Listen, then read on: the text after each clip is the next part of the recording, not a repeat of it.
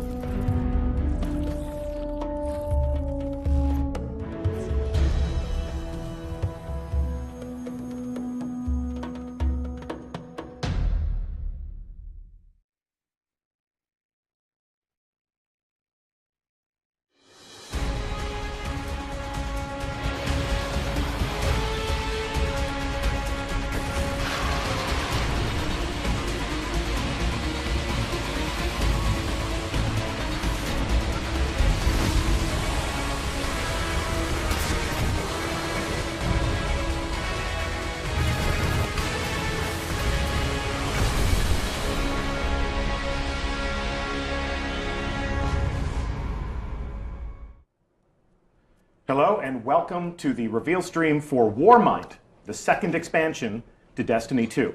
I'm Deej and I'll be your host, and I will be joined in the hot seats today by many waves of developers to talk about different aspects of this new piece of content that comes out May 8th. That will be a fitting theme for this stream, but we'll tell you why in a few moments. First, I'd like to introduce you to some of the creative leadership that has driven this project together. We have Evan Nikolic from Bungie. Hey. And we have Brent Gibson from Vicarious Visions. Hello. So this is an interesting milestone because we've talked about our partnership with Vicarious Visions before. Yeah. We've introduced our community to some members of your team when we were bringing the PC build out into the wild for the first time. But this is the first time that we have ever sat in these chairs together as partners to talk about how we can create a new adventure from scratch together. So talk to me a little bit about what you do in your respective studios, and then we'll explore the way we've been working together. So what would you say you do here? So I'm the design director on the Bungie side for Warmind, and I've described my role primarily as like getting the two studios to work together, coordinate to build this product, and then making sure that we're staying in lockstep as we build the next Destiny experience. Mm-hmm. Common creative vision. Yep. Two studios. So when you take that common creative vision into Vicarious Visions, what role did you play? Yeah, I'm the creative director for the studio, and my job is really to work with the entire team to make sure that their creative ideas are making their way into the game and that they make sense as a complete package. Yeah. Many developers. Lots of people. Many disciplines. Yep. Yeah, we're always reminding people that Destiny is a game that takes a lot of people to make. There's no one thing that we accomplish with any one person. No. There's a lot of people that worked on this one, and I imagine they're all watching because they're excited to see their hard work being seen by eager players for the first time. Yep. So what's it like when you're working together, two studios coming together and coming up with an idea? Like, whose idea was it for us to go to these new places and to fight these enemies and to discover new heroes? How does that work? Well, we talk about this a lot, and I think the thing that I like about our partnership so much is that you really don't know where the ideas begin and end. Like, everybody's been working really hard to make sure that this is like a truly collaborative effort, and that we're all taking the best ideas, regardless of where they come from, to make the best game we can. Yeah, I mean, and that's what's been great about working with VV is that we just started with a single goal of like we need to make an expansion to Destiny, and working with VV, bringing in their passion for Destiny, but then also bringing the new perspectives and a different way of like approaching how we build the game and the new experiences we're creating for this release. Yeah, there's a lot of things that you're going to see in this build that are like VV special sauce. There's some strengths that we had that we felt that would be a huge addition to Destiny as a brand, and so when you get through Warmind, you're actually going to see some of that stuff in the game. Yep. So we have the potential to surprise some players with some new things, but that's the goal. It's still the world of Destiny. Absolutely, still Destiny. Absolutely. I mean, VV's brought their bend to it, but it's still Destiny. I'm definitely proud of what we built here today. What's it been like for you guys to come into this development process and to learn new tools and to join us in this crazy chaotic web that we weave? Yeah, I mean, the first thing is like it's been 2 years of building this relationship, and I described Evan as kind of our Sherpa up the mountain of like learning how to make Destiny, and we really had to come at it like super hungry to learn. And these guys have been amazing mentors. This is a big, complex game. There's a lot going on to it, and we have to, there was a lot of work that went into that 2 years to learn that. I know that we've had a lot of people from your studio visiting us. I know that we've sent people from Bungie to go and live and work among your people. So our frequent flyer mile pool is massive. Okay, well, it was your idea to be in Albany, New York. So I want to talk about our goals for this project, and we're going to take a look at some gameplay soon, but we want to set your expectations for what we set out to achieve with Warmind. I actually encountered a tweet from Paris from Gamertag Radio yesterday, and there's a lot of people in the Destiny community who are looking at our roadmap, and they're talking about the things that we want to do to transform the player experience, to enhance the hobby that revolves around Destiny. We had a long conversation about these things with members of our community in our first community summit We're pretty happy with the way that went down, so I'm hoping there will be more of those in the future. But we are looking to do a lot of things to Destiny. Update 114 was a step in that direction. Yep. Warmind is the next delivery of content and transformative enhancements to the way we play Destiny. And Paris from Gamertag Radio said, "Think it's safe to say that we want new and exciting things to do and explore, while also giving us an earned challenge for those that enjoy activities in the end game." So this May 8th, that's what a lot of people in our community are looking forward to. New things to do, new ways to play, an injection of new challenges into the end game. You think you can satisfy that with Warmind? Yeah, I definitely think we're hitting some of those beats and satisfying what players want. I think you put it as like this is the next step of where we want to take Destiny. So we got all new destination to explore. We're putting a bunch of secrets in the destination we want you guys to find and tell stories about. New story and campaign, new adventures. We have a new endgame activity called Escalation Protocol that we'll cover more later today. We want to challenge players. We have a new raid layer. We're bringing PvP ranking in, private matches, new PvP maps, like all up. I think we have a very big package and offering here, and we hope to keep players engaged for the coming weeks. We've layered so many things into this game. I challenge players to find it all. Okay. There's so much. They accept that challenge. Yes. Careful challenging our community. So we're going to a new destination. Where exactly are we going? Yes, so we're going to back to Mars, and so it's a place that if you've played D1, like it's a place you're familiar with, but it's a different take on what we have here. We call it Hellas Basin. It takes place in the polar ice cap of Mars, and where we're discovering Rasputin awakening. Yeah, Rasputin. Just leaping off that, Rasputin has woken and set off a chain of events, solar system wide. So you're seeing like warsats raining down from the sky. And specifically on Mars, this is causing the ice caps to melt. Let's show while we tell. We're going to break live. We have a fire team on the surface of Mars. You may have been to Mars before, but this is an entirely new landing zone. So let's take a look at what we can see here. You said the polar ice caps of Mars are melting. Yep. And there's a view of the skybox. We can see our old friend Phobos in the distance. And we've got some space junk raining down from the skies. And then if we pivot left, we can actually see what you were talking about. So the polar ice caps are receding. Yes, and they're uncovering a time capsule left on Mars, which is Clovis Bray. It's the cradle of invention. It's the birthplace of all the technology that we know in the Destiny universe today. And it also happens to be the birthplace of Rasputin. So in the distance there, you can see that we have a huge facility, and this is Rasputin's stronghold. And it wouldn't be Destiny if we didn't have public events and crazy things happening in an ambient world. So Rasputin is on Mars. You're telling me Rasputin was born on Mars. We don't want to overspoil the story elements that we're going to learn in this game. Hot take from the community. Stop telling me everything I'm going to learn. Absolutely. Stop mortgaging the gameplay to make your streams awesome. So we are going to leave a lot of the player discovery on a lot of the story for the actual player experience. I'm sure you'll explain to us how Rasputin can be on Mars and in old Russia at the same time. And we will satisfy all of these curiosities. I know we have plans to do that. For the time being, this is your first glimpse of the place on Mars where you'll be exploring, where you'll be playing. This is where the campaign will take place. But then even after the campaign is over, you have reasons for us to come back to this place. Oh, absolutely. Yeah, we have thawing right next to Rasputin, we have the hive. So we have a whole new frozen hive that's on destination that's there to challenge the players. Yep, and then like part of that hive, the awakening, is like we have the escalation protocol event. That's a ritualized public event that we encourage you to play over and over again with escalating waves of difficult combatants to fight. And on top of that, we have plenty of secrets and lore scrolled away and hidden in parts of the destination. And like we're really looking forward to players like unearthing that and uncovering that and learning more about like the Bray facility and the Bray family.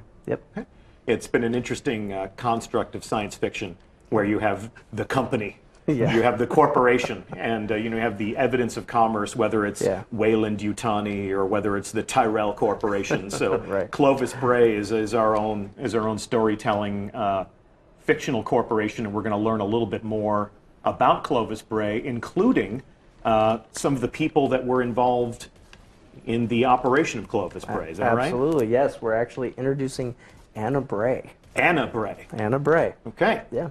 And Anna Bray is a new hero that we will encounter during our adventures. Anna Bray is, she serves an important role in the storytelling as well as the player experience. Yeah, she's the cornerstone of a lot of the things that we're doing in Warmind. Okay. And so she'll be your friend along the adventure. She's going to be your vendor. And she's going to be, like I said, that cornerstone on unraveling the relationship between Rasputin and Clovis Bray and herself. Well, we're going to actually show the prologue for Warmind, and this is going to be an introduction to Anna Bray. If you don't want any spoilers, this would be a wonderful opportunity for you to go and fix yourself a tasty beverage, because we're going to play the prologue in just a moment here. Before we do that, I want to thank Evan Nikolic and Brent Gibson for being on stream with us today. Thank you. Yeah, thanks for having us. Thanks for the work that you've done to give us new things to play and talking to us a little bit about your creative vision for this expansion. Warmind comes out on May 8th, and we hope you'll be right there with us to help bump into us in the wild, play some escalation protocol, and shoot some frozen hive in the face as they come out from underneath these receding ice caps, yeah? Yeah, absolutely. Yeah, I've been waiting almost 2 years now. We're really looking forward to May 8th. Cool. All right. Well, anything else you want to say to the Guardians who are watching? Good luck playing. Yeah. I'm looking forward to hearing the stories you guys come up with. All right. Well, with that, thank you so much for being on stream. We're going to put our next round of developers in the seats, but for the time being, this is Anna Bray.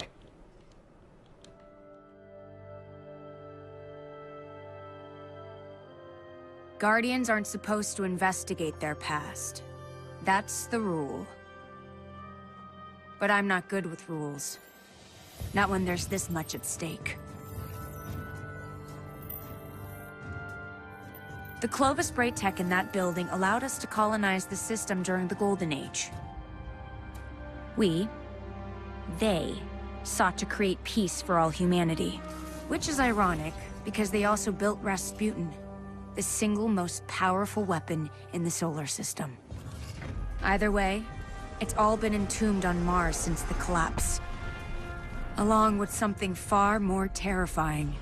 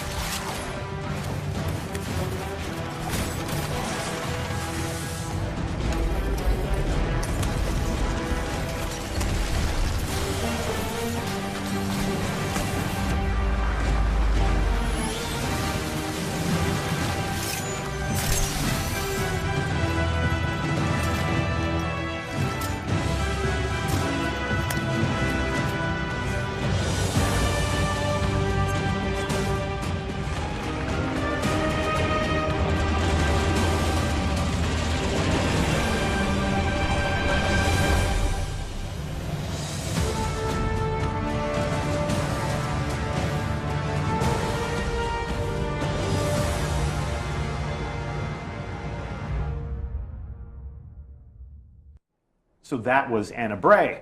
And these are the next two developers, the next wave of creators that are going to introduce us to the things that you made. We have Jacob Benton. How's it going, Deej? It's good. Good to have you here. And we have Ben Womack. Good morning, Deej. Good morning. Gentlemen, we're going to take a look at Escalation Protocol, which has been described as a cyclical, ritualized endgame activity that you have put into Warmind. Yep. Before we jump into that, give me an idea as to what you do at Bungie. Yeah, I'm a designer, so I work on encounters and activities and things like Escalation Protocol.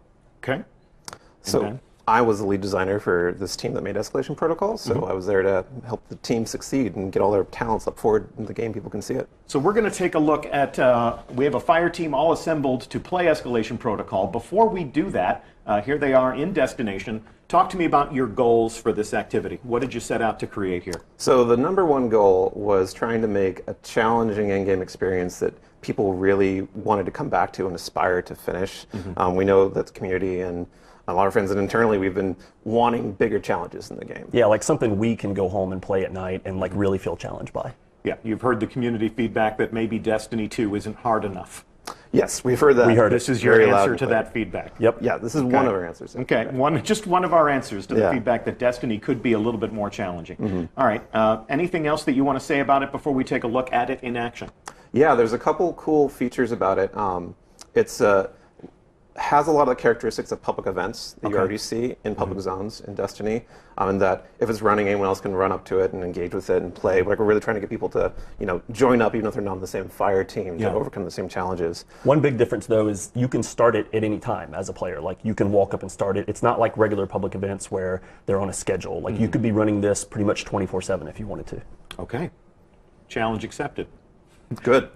So in that case, should we take a look at exactly how a player would activate Escalation Protocol? Let's do it. Yeah. All right. So we have a bunch of people assembled in this public space, which means that they can play together, but other people can come up and play with them.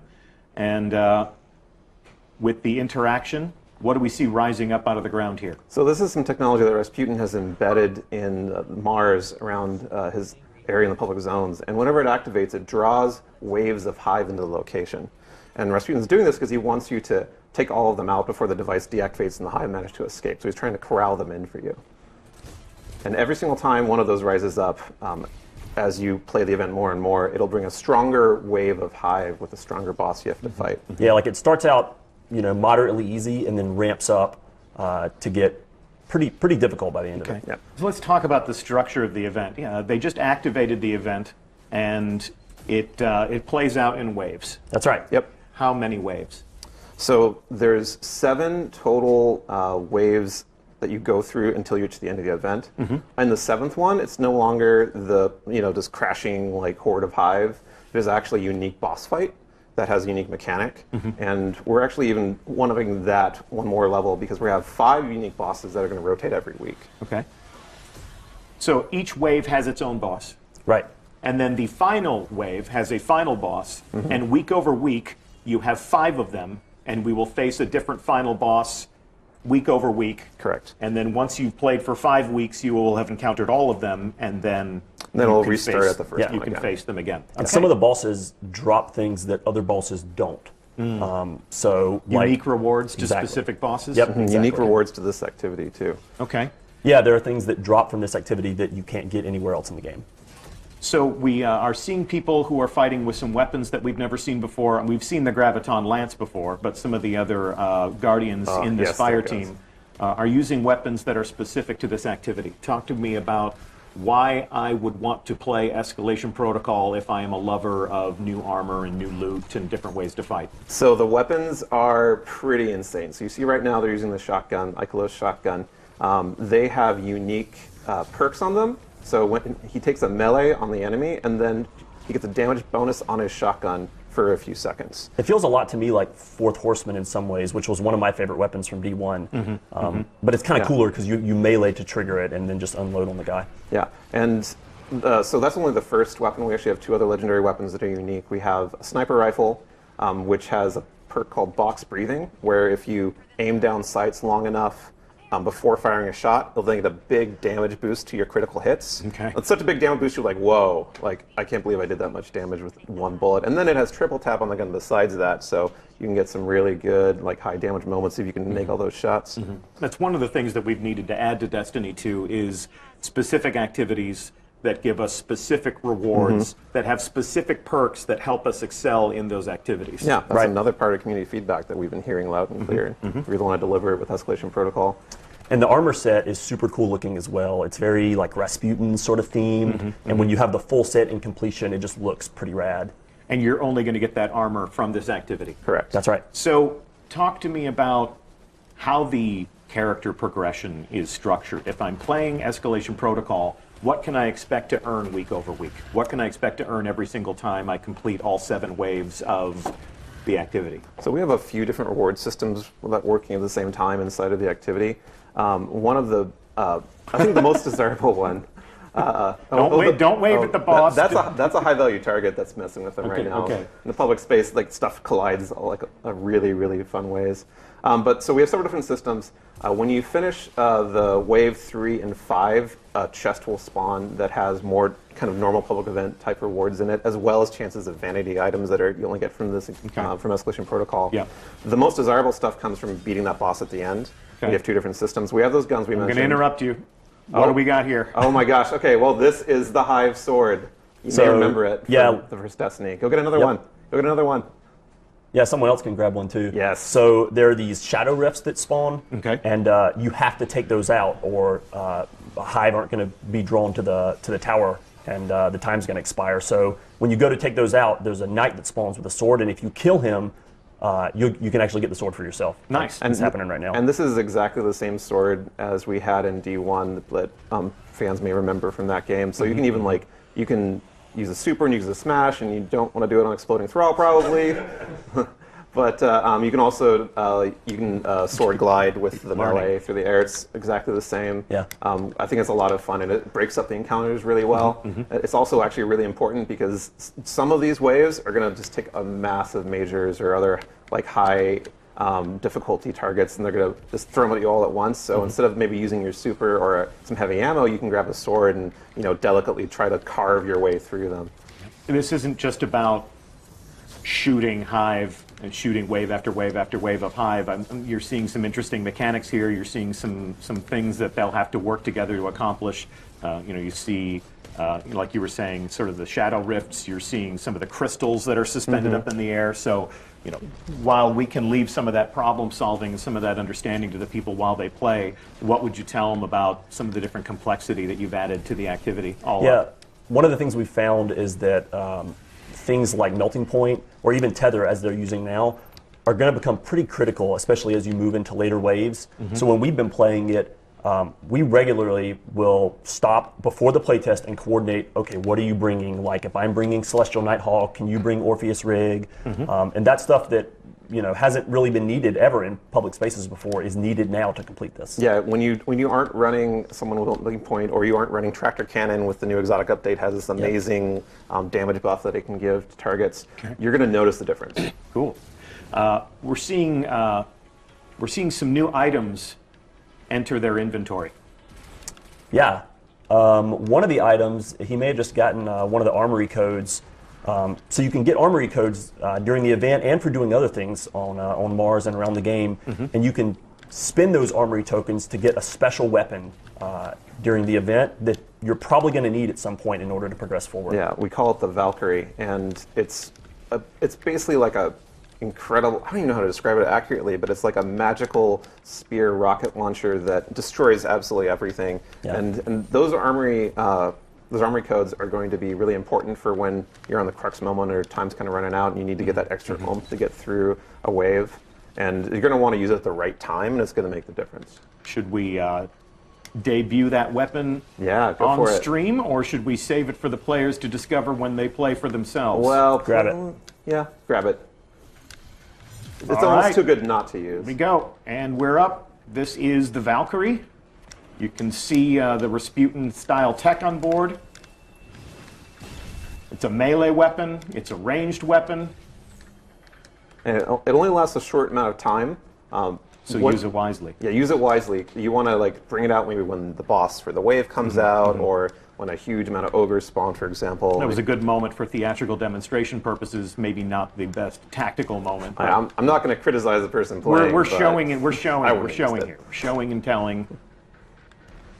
And I'm seeing things hidden under bridges that I'm not going to talk about. So we'll again keep that promise and leave. Oh, there's your sword. There you go. Have your sword. So which wave are they fighting now?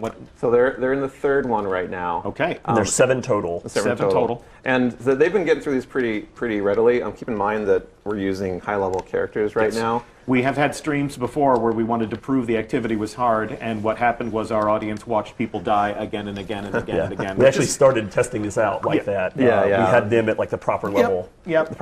Like the level people be at the first week of play. I'm sure there are people watching who attended our community summit who actually got to experience this activity, and they'll be going live after stream with their own, their own analyses, their own takes on what this is. We made them play at a much lower level, right? Because we wanted to demonstrate that this was hard. But for the purposes of this stream, we've leveled these characters up to the point where they've completed the campaign. Right. They've probably played this for a few weeks. They have weapons that drop weeks. only from this. They have weapons that only drop from this, which make them better at performing in this. So a character's first experience in this activity may be very challenging. Yeah. Failure may guaranteed. be the default state when you first get started. Yeah. In fact, you were talking about having Hang on. What's this? Whoa, what's this? Whoa.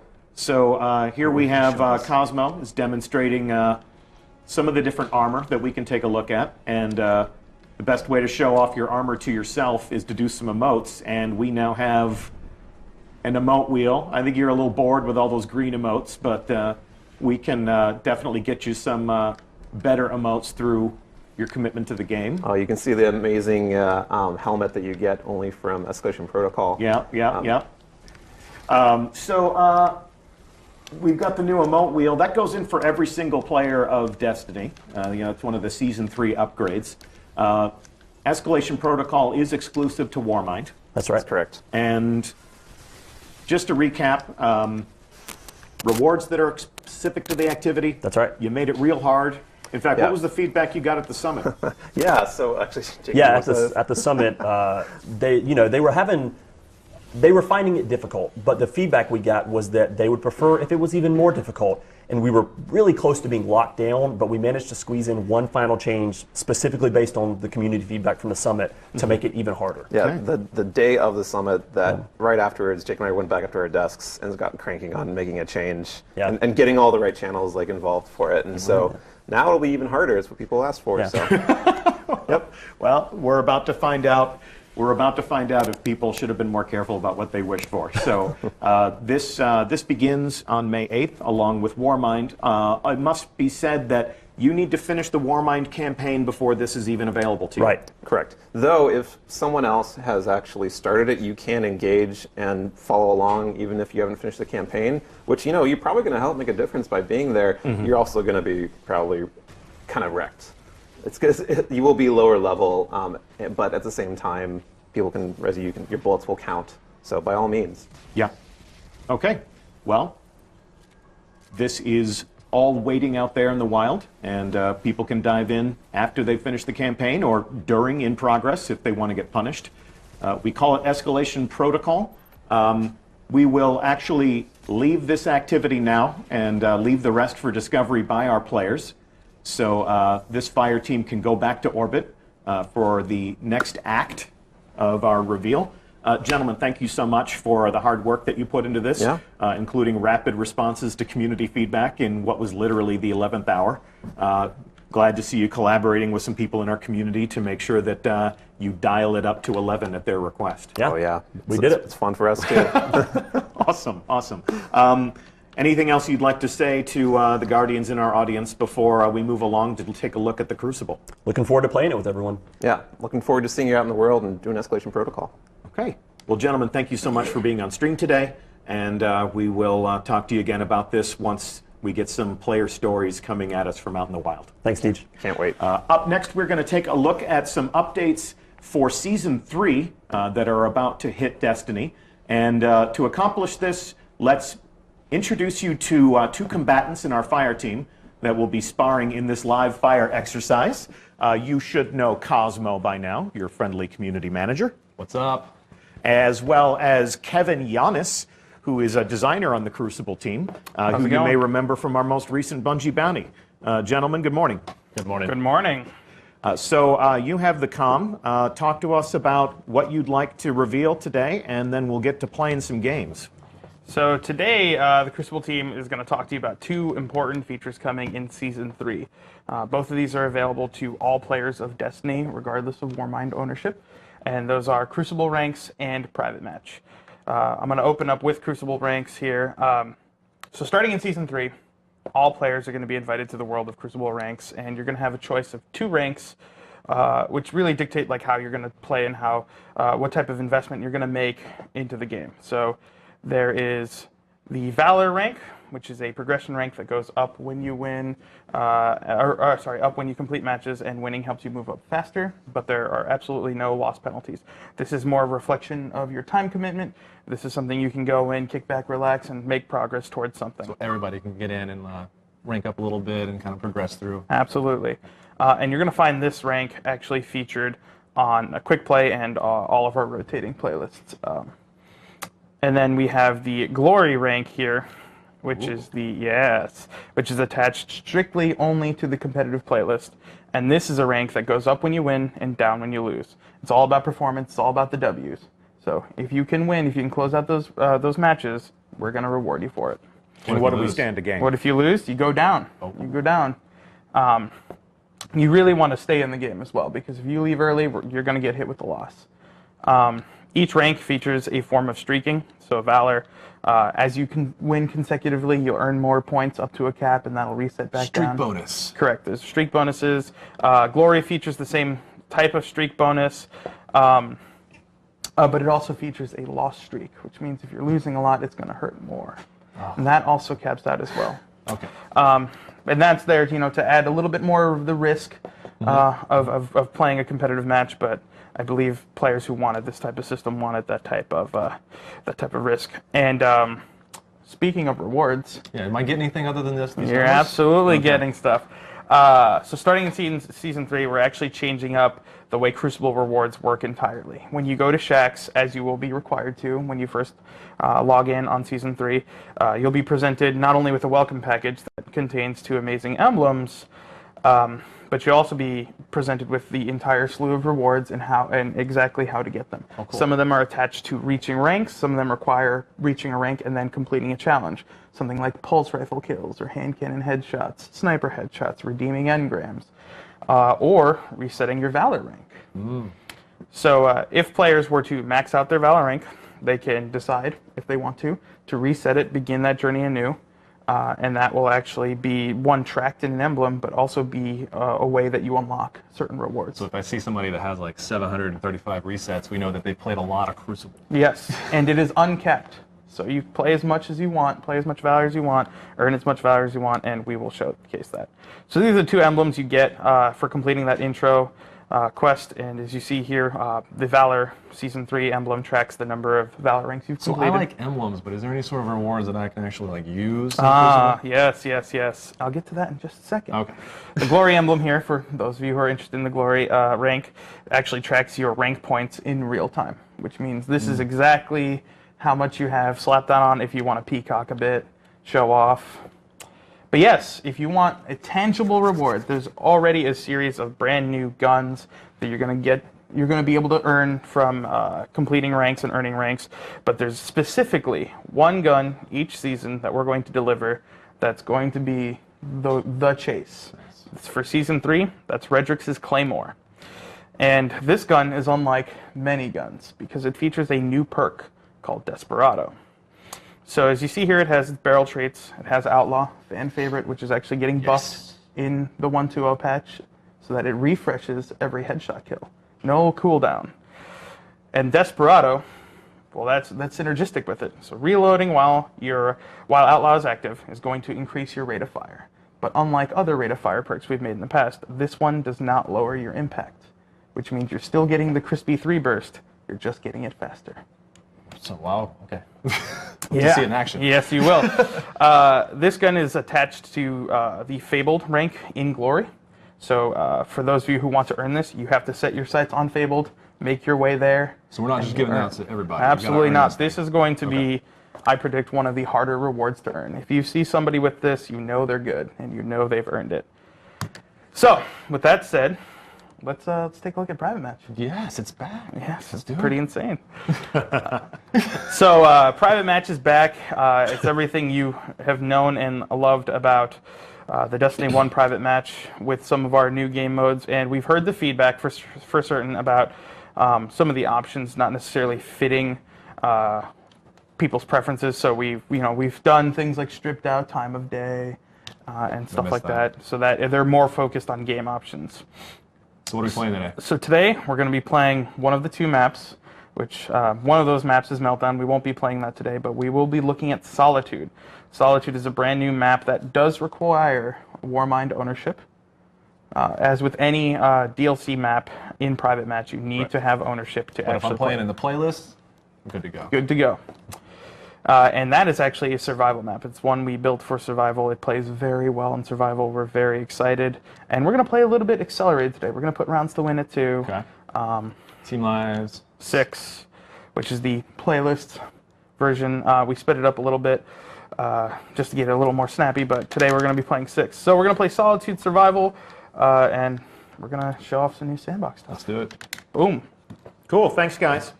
So just to recap, Season 3 delivers private matches and seasonal Crucible rankings to every player of Destiny 2. We're also delivering the new Crucible maps that we're releasing with Warmind. You'll be able to enjoy those in matchmaking. If you want to use them in private matches, you do need to own the expansion. So as they depart toward this new match, I'd like to introduce you to the final wave of developers that are in the hot seats. Final boss. Our final bosses for the day are John Wisniewski. Morning. Morning. And Josh Hamrick. Hello. You probably have seen these two gentlemen talking about their work on many occasions past, whether it's a bounty or a video or a stream like this. So we are going to be talking about the sandbox tuning for Season 3. This live fire exercise in the Crucible will be a great opportunity for us to look at how exotic weapons are all becoming just a little bit more exotic. Talk to us a little bit about what your goals have been in reaching into the sandbox and making some of the most coveted weapons a little bit more dangerous. The big goals that we were trying to hit with the exotic weapon pass that is going to be going live in May is that we wanted to increase the feeling of exoticness or power or sort of a specific gameplay experience that was happening with each exotic weapon. Basically, with the focus of just making everything stronger, faster, better, just pushing everything a little bit harder. And we wanted to do that in a way that was leaning into the exotic fantasy or the gameplay that we'd already established with the weapons on release. Okay. So we weren't trying to make any like drastic changes to how these things play. If you already know how they play, if you already like them, or if there's one that like you feel like it could be better, but it just needs a little something, that gameplay is still going to be pretty familiar to you. It's just going to be a lot more effective, hopefully in every activity that you like playing. Okay. Well, Like Fighting Lion that you see here is now a beast. John can tell you everything it does, but it is one of my personal favorites. I've been running it like crazy in playtest. Yeah, the thing we did to Fighting Lion to make it a little bit better is we gave it more ammo, and we basically did a small adjustment to how damage works on it. So we added more damage to the detonation and took a little bit off the impact. So it places a little less pressure on trying to get that grenade to hit and makes the detonation a little bit more friendly. Lets you reach out and touch people. Yeah, it just makes it a little bit more reliable. Oh my God, it's fun.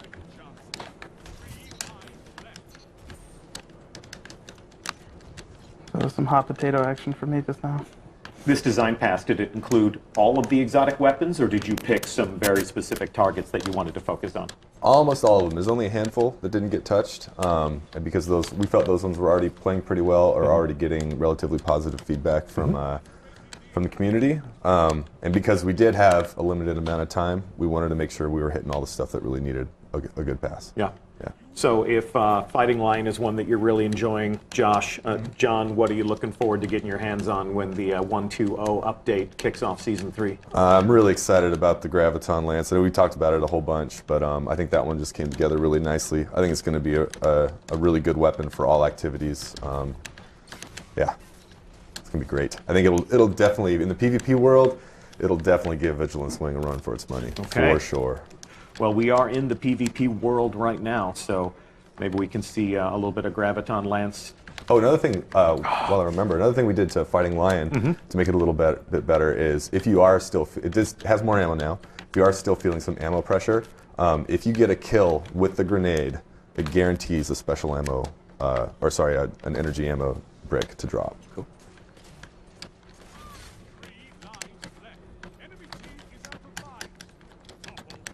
Do we have any good snipers we could watch? Oh, damn! You're welcome to go take a seat, Captain. All right, fine. Oh, well, that wasn't it.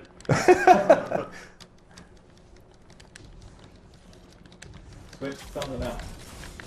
Yeah, you should. You should. We've got Risk Runner. What did you do to Risk Runner? Risk Runner, so currently Risk Runner, when you take arc damage, you're resistant to arc damage, and it activates the arc overdrive perk, where basically the gun comes to your life and just like blasts everything with electrical energy. We increased the amount of arc damage resistance you get when the weapon activates, and then we enabled that for PvP. So now you can run Risk Runner. Exotic. Yeah. If you get hit with arc damage in PvP, you will take half damage from the arc source. It will turn on the arc damage or the arc overdrive perk, making the weapon way more lethal. And then another thing we did is that we allowed the arc overdrive perk to enable when you have it stowed. So you don't have to have it out. If you have the weapon backpacked and you take arc damage, it's going to turn on. You're going to get a notification like, hey, it's party time. Time to pull out Risk Runner, ready to go. Party time. But important distinction for the PvP players is that you only get the damage resistance when the weapon is in your hand. Okay. So the perk can activate when you take damage, but you have to pull it out to be able to get the damage resistance. Second match is coming up. We're going to play some Clash. Map settings being tweaked.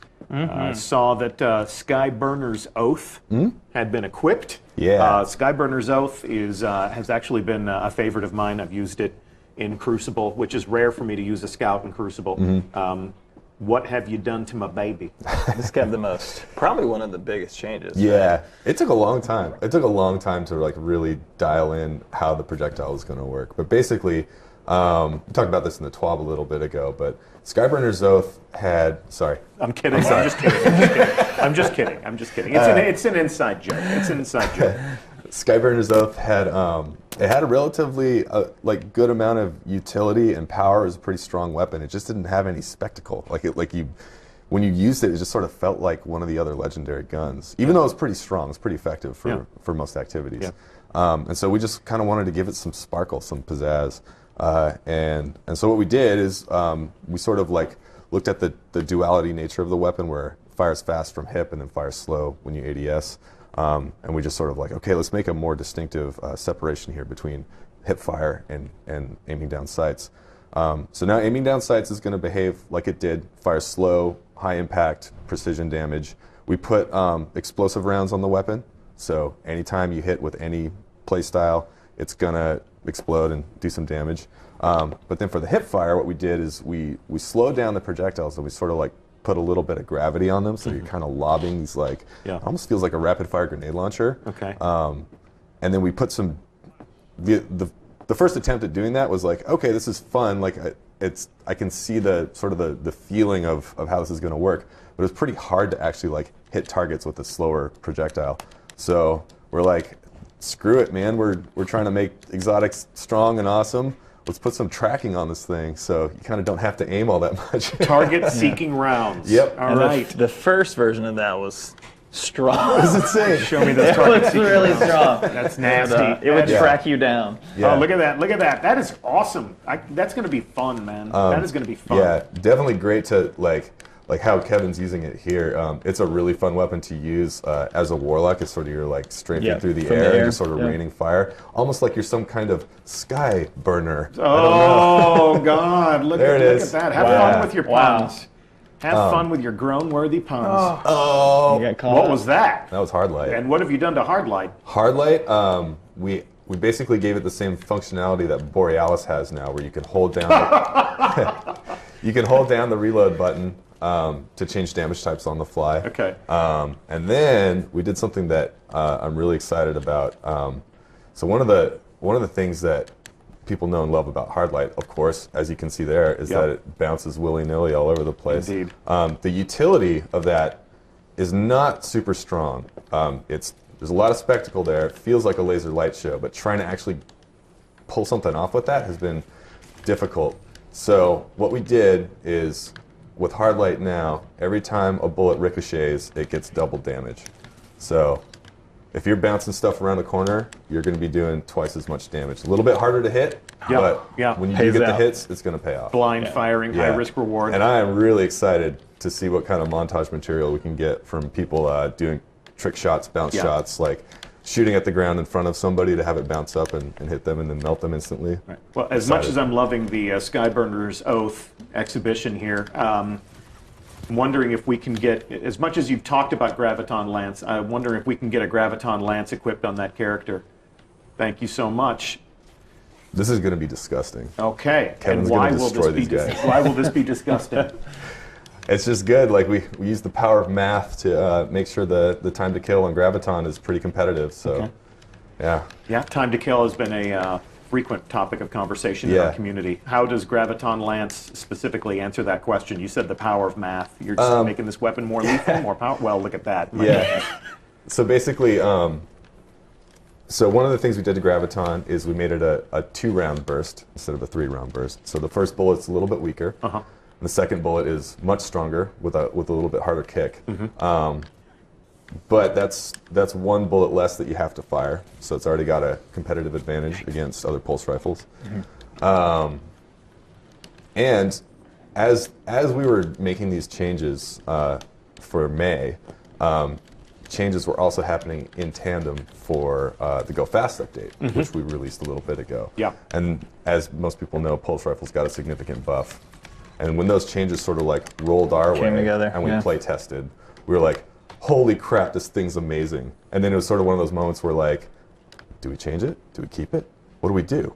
We're like, screw it. Plays great. People love it. We're just going to keep it. So yeah, pulse rifle buff made this thing pretty awesome. And yeah, we're just gonna let it roll, see how it goes. For the first 3 years of Destiny, we presided over a lot of conversations about certain weapons being OP. Certain weapons had reigns of terror throughout the course of different sandbox updates. With Destiny 2, a lot of the feedback has been nothing's OP. Yeah. And they wanted some of those rough edges to come back. Looks like you're doing that. Yep, absolutely. Speaking of rate of fire changes and things like that, Crimson, yeah. Crimson's getting better. Crimson is not necessarily going to have a flashy update like Skyburner. If you know how to use Crimson, it's going to be play the same. It's going to be very consistent. Oh no. What we did to make Crimson a more competitive option for PvP. Oh, and just for the whole game, the first thing we did was watch the taunts. One of the biggest pieces of feedback about Crimson was that I run out of ammo too fast. So we addressed that. We gave it a whole bunch more ammo. There it is now. For the competitive world, we basically looked at Crimson as we want to try and match the time to kill of an aggressive family hand cannon, which is 3 shots to the head. It was interesting trying to solve that because Crimson is a 3-round burst, and it also, the burst fires a little bit slower than a pulse rifle because we wanted to make it still feel like a hand cannon. We actually tried it early on in Curse of Osiris. We tried firing Crimson as a 3-round burst like the sidearm, and it just made it feel really light, sort of like, it felt like you were using a sidearm with funny art. Yeah, it did not feel like a hand cannon. So we actually we increased the damage on the bullets and then slowed down the burst, so it really felt a little bit chunky. But anyways, trying to match the exact time to kill to an aggressive hand cannon meant doing some specific tuning to precision damage and basically the rate of fire. So we slowed down, or sorry, we sped up the. Everyone saw that coming. We sped up the time between bursts to be able to match the cadence of an aggressive hand cannon, and then to be able to match the exact time in shots to kill, we had to make it so that the first bullet of the final burst is the killing blow of Crimson. So, because it fires 2 free bullets, 3 rounds per burst, you actually have a lot of room for error there. So you can afford to get in some body shots or miss a couple rounds, and you'll still be competitive with aggressive hand cannons. Yeah. Cool.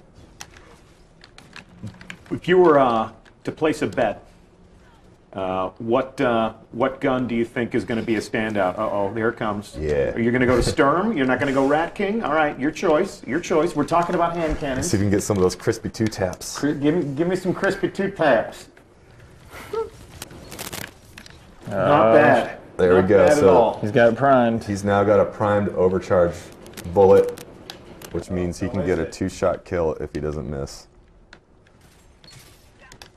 So how this one is going to work is Sturm and Drang are paired weapons. There it is. So you get a kill with Drang. It automatically... Oh, you're just so bored with yourself. You're just so awesome. You're so bored with yourself. Getting a kill with Drang automatically reloads Sturm, and it adds 1 bonus round to the magazine. A new functionality with Sturm is that any overloaded round, and so Sturm has a default magazine of 12, and goes up to 20. So rounds from 12 to 20 are going to have a significant amount of bonus damage. But you only need 1. But you only need 1 overcharged round plus 1 normal round shots to the head to get a kill in Crucible. And then in the PvE world, you can get kills with Drang all day, overload Sturm up to 20 rounds, and be sitting pretty. All right. Well, those are the 2 Crucible matches that we were going to play today. Some good pearls there about the exotic weapon tuning. We don't need to reveal every single detail on stream. No. Might as well, we do love watching our exotic weapon reviews from our community, and that will be a good opportunity for us to understand if we've gotten closer to the sweet spot. We'd love to hear your opinions about these exotic weapons. You'll have an opportunity to get your hands on them on May 8th when Season 3 begins with the launch of Warmind, the second expansion to Destiny 2. Any parting comments about your work and what you hope you'll see in Season 3, gentlemen?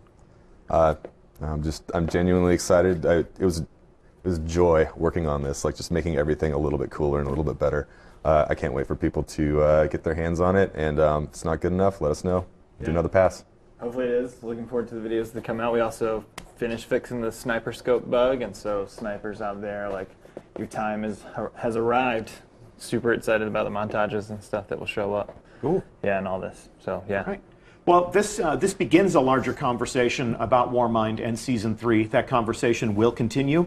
We'll continue to give you a glimpse at how some of the different exotic weapons are changing. We'll give some different developer insights for some of the activities that we've revealed today, and we've still got a couple of weeks to set expectations about all of this. So we thank you for tuning in. We thank you for watching.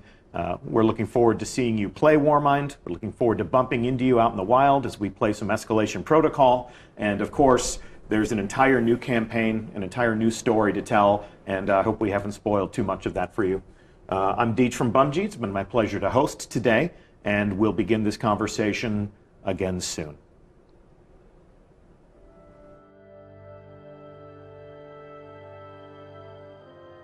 Guardians aren't supposed to investigate their past. That's the rule. But I'm not good with rules. Not when there's this much at stake. The Clovis spray tech in that building allowed us to colonize the system during the Golden Age. They sought to create peace for all humanity. Which is ironic, because they also built Rasputin, the single most powerful weapon in the solar system. Either way, it's all been entombed on Mars since the collapse. Along with something far more terrifying.